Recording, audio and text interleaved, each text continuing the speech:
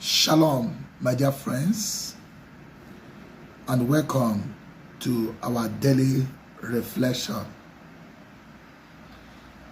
Today, we are going to reflect on divorce. 10 things you need to know about divorce.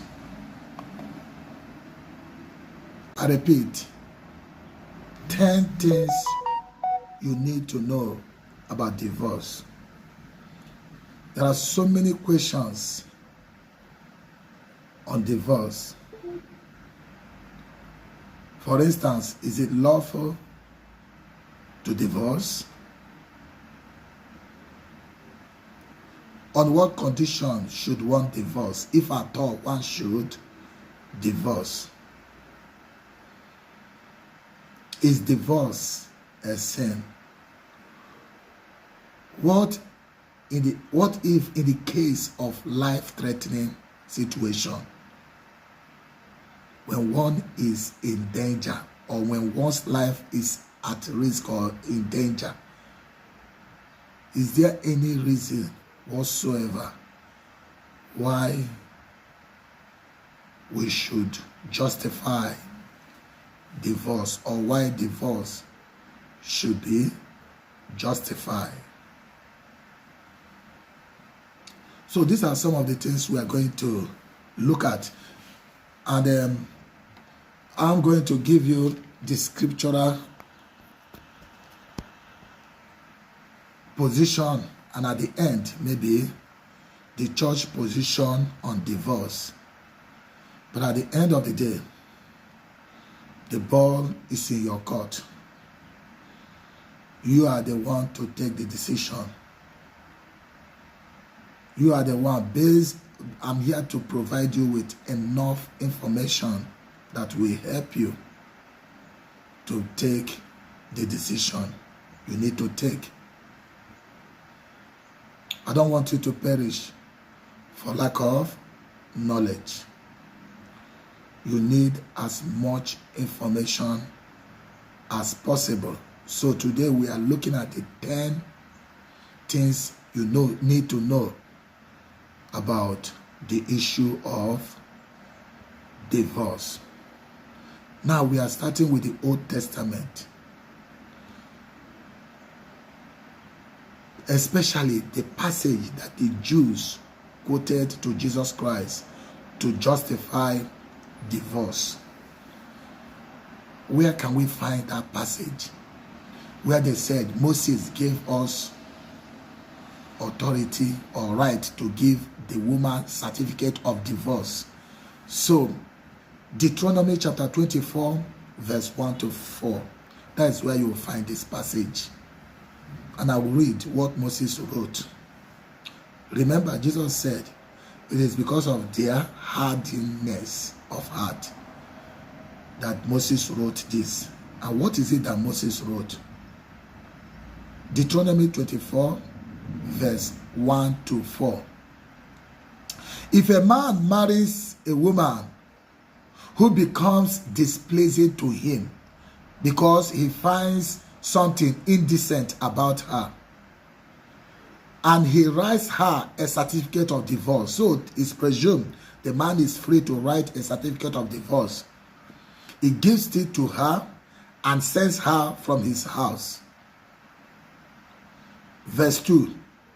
And if after she leaves his house, she becomes the wife of another man, and her second husband dislikes her and writes her a certificate of divorce, gives it to her, and sends her from his house.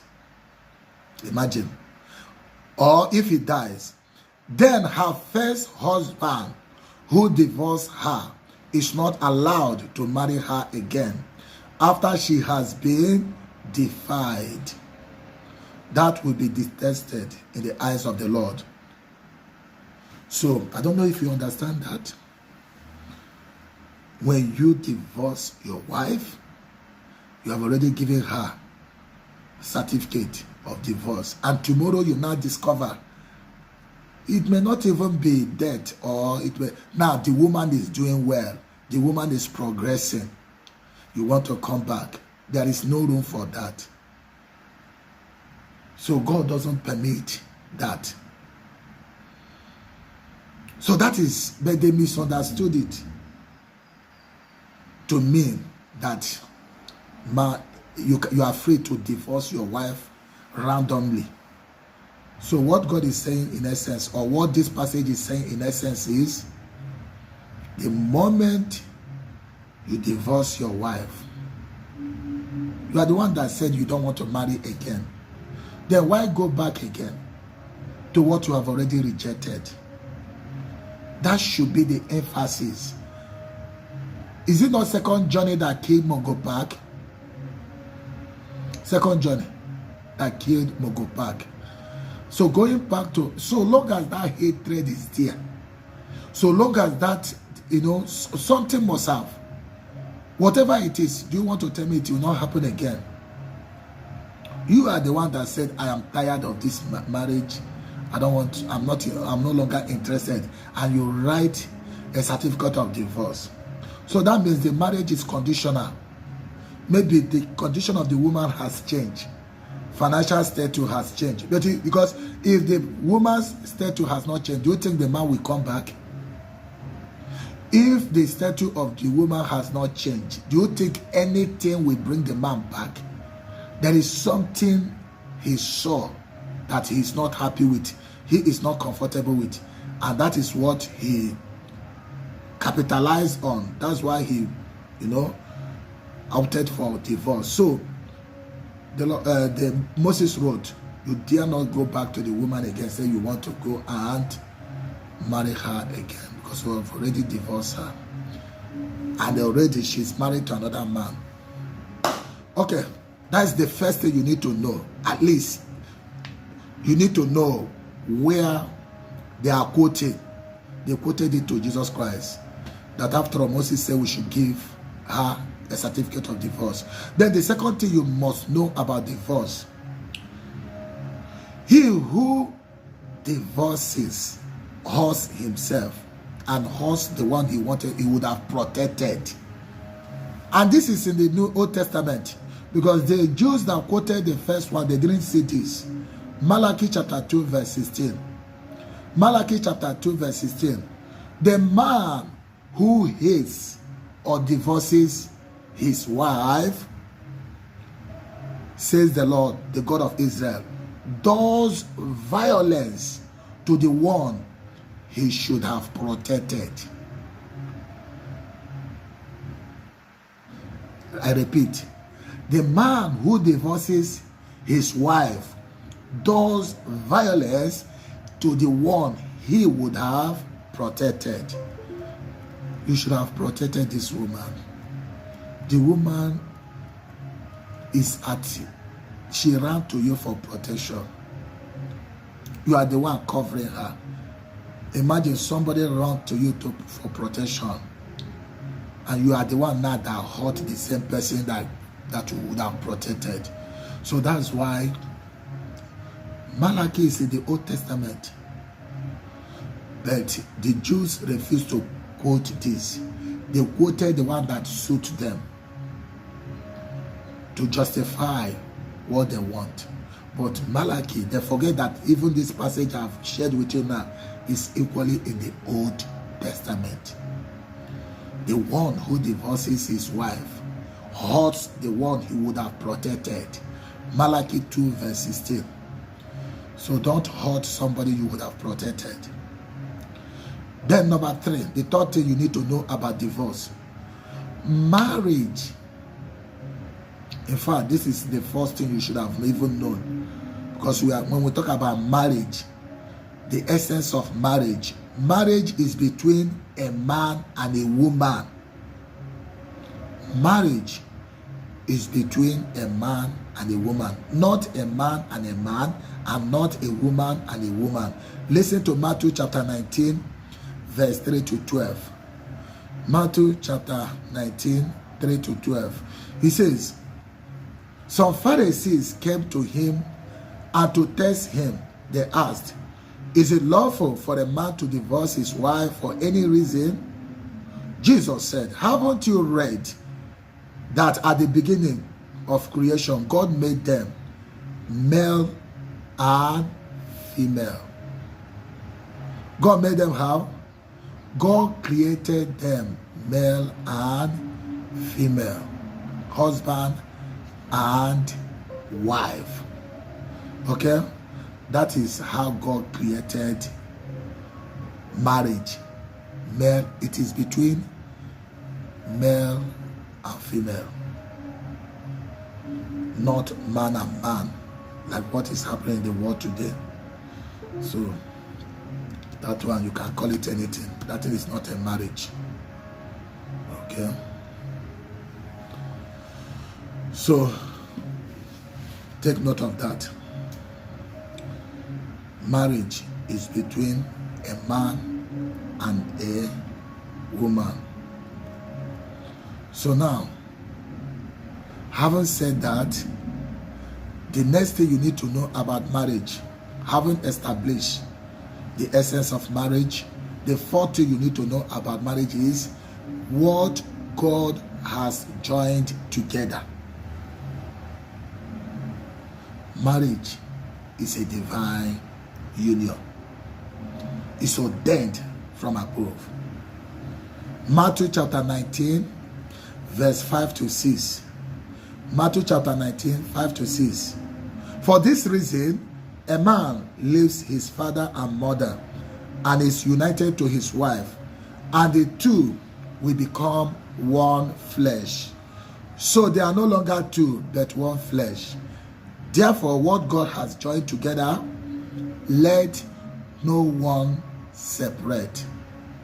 What God has joined together, let no one separate.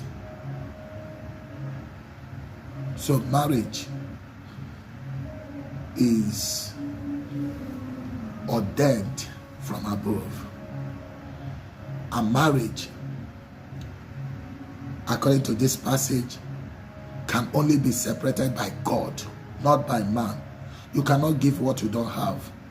Since you are not the one that established the institution of marriage, then why should you be the one to dissolve what you never established? If marriage, unless that marriage is not ordained by God. There are some marriages that are not ordained from above. You force yourself into it, and you will force yourself out of it. If your marriage is not ordained by God, maybe you force yourself into it, or maybe it is imposed by your parents, then that marriage can be dissolved. But if it is the one that is ordained from above, the one that God established, you cannot separate it. God will even give you the grace to make it. But if God is not the one that ordained it, my dear, it will not last. So number 5 things you need to know about, the 5th thing you need to know about marriage is marital separation is not allowed. Okay, for St. Paul, of course, 1 Corinthians chapter 7 verse 10 to 11. 1 Corinthians chapter 7, 10 to 11. To be married, I give this command. To the married, I give this command. A wife must not separate from her husband. But if she does, she must remain unmarried, or else be reconciled to her husband. And a husband must not divorce his wife. That is St. Paul. 1 Corinthians chapter 7 verse 10 to 11. Just like Jesus Christ said, what God has joined together, let no one put asunder. But there is, now you may ask, is there any room for divorce? And what is that room? What is that condition? Is there any condition whatsoever where divorce could be allowed? Any condition? Is there any condition where husband and wife can legitimately say we are done, and it will not be held as a sin against them? Then Matthew chapter 19 verse 9. Matthew chapter 19 verse 9. I tell you that anyone who divorces his wife, except for sexual immorality, and marries another woman, commits adultery. Except now give room. So the only condition whereby divorce can be justified, infidelity, marital infidelity.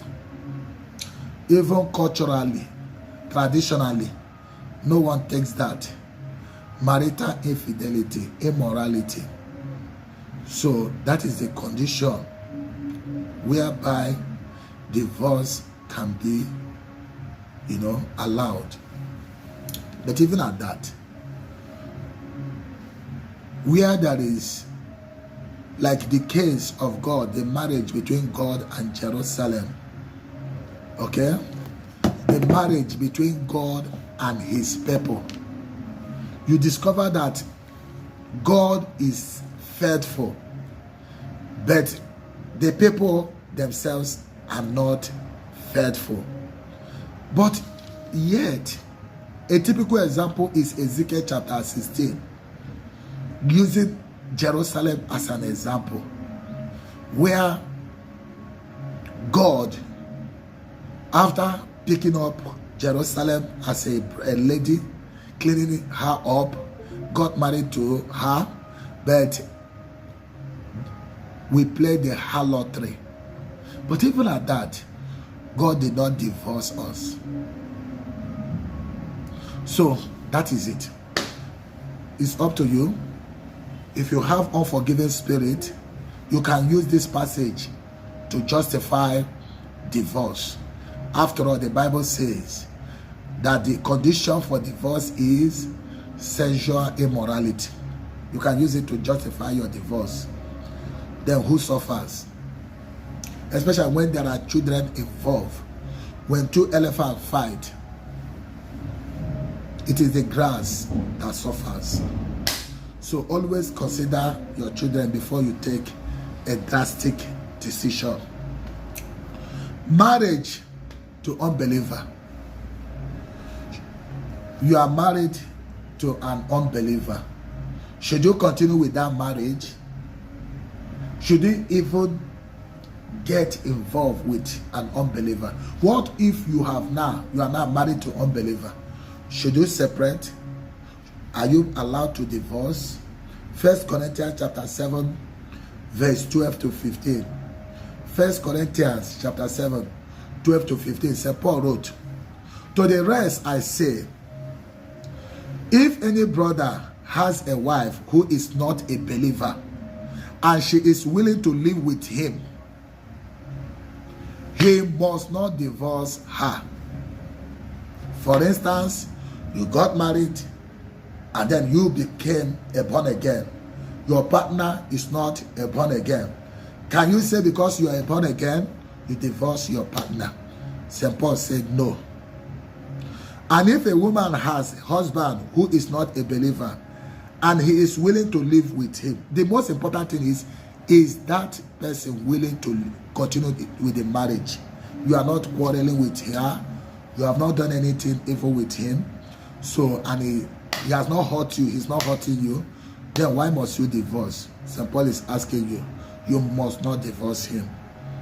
For the unbelieving husband has been sanctified through his wife, and the unbelieving wife has been sanctified through her believing husband. Okay? So that is for St. Paul. Okay? So that's why at the end of the day, the ball is in your court. You are the one to decide. But why must you marry an unbeliever in the first place?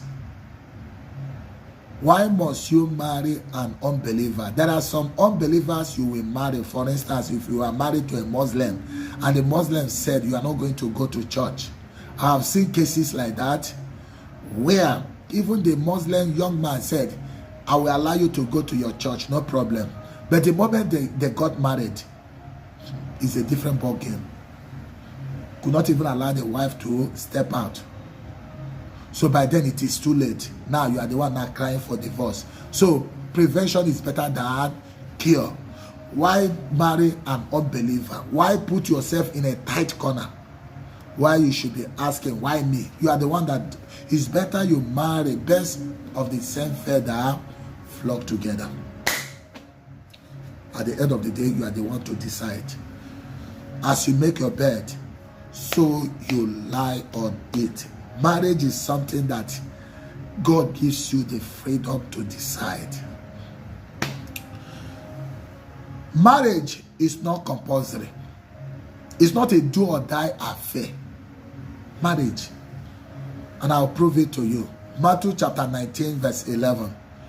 Jesus replied, not everyone can accept this word, but only those to whom it has been given. Not everyone. He didn't make it compulsory. Marriage is not a do or die affair.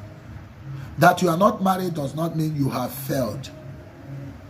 Culturally, you might have failed, because according to the culture, you are expected to marry, and the way the pressure will be there. Okay, the pressure must be there. But as long as Jesus Christ is concerned, marriage is not a do or die affair, and it's not everybody that are called into marriage. And to further explain, verse 12, Matthew chapter 19 verse 12, to further explain what he meant, he said, for there are eunuchs who were born that way. Eunuchs, by eunuchs I mean those who are not married, those who want to live a celibate life. Okay, there are eunuchs who have been made eunuchs by others. There are those who are castrated. I mean, so they are made so by others, so they cannot get married. Whereas there are those who chose to live like eunuchs, like these religious priests. You know, they chose. Nobody imposed it on them. It's their choice. They said they don't want to get married. You see? And they did it for the sake of the kingdom of heaven. Okay? The one who can accept this should accept it. That is how Jesus concluded. If you can accept this, go ahead and accept it. So, it's not by force. Nobody should force you into it. Okay? Now, I'm going to the ninth thing you know to know about marriage. You must have heard, till death do us part. Have you ever heard like that? And some of you who wedded in the church, you must have used that term. Do you know where it is in the Bible? Till death do us part. I will show you where it is in the Bible, because some of these things we do it without knowing the scriptural backup to it. Till death do us part. The first passage is 1 Corinthians chapter 7 verse 39. 1 Corinthians chapter 7 verse 39 says, a woman is bound to her husband as long as he lives. If you are a woman, you are bound to your husband. So marriage is a bond. And as long as your husband is alive, you are under this bond, marital bond. Okay? So a woman is bound to her husband as long as he lives. But if her husband dies, she is free to marry anyone she wishes. But he must belong to the Lord. So that is where death do us part. Okay? Till death do us part. So as long as your husband is alive, you are bound to him. As long as your wife is alive, you are bound to him until death separates you. It's only death that can separate. Now, Romans chapter 7, verse 2 to 3. Romans chapter 7, verse 2 to 7. Just to the same bond till death do us part. For example, by law, a married woman is bound to her husband as long as he is alive. But if her husband dies, she is released from the law that binds her to him. Imagine. I didn't say you should go and kill your husband, no. Those of you who are fed up with marriage. So, but it's a very dicey position. Okay? So then, if she has sexual relation with another man while her husband is still alive, she is called adulteress. But if her husband dies, she is released from that law and is not an adulteress if she marries another man. So now, but if, this one now has nothing to do with the scriptural position. It's my suggestion. Because someone may ask, what of, and we have seen cases like that, in a life-threatening situation. And we know here in Africa,